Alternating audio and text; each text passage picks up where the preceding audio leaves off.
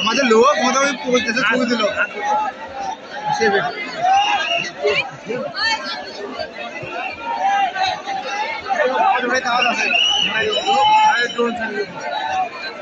video আছে video ভাঙিয়া video video আছে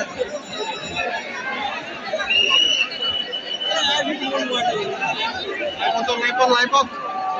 প্রোডাক্ট মানুষ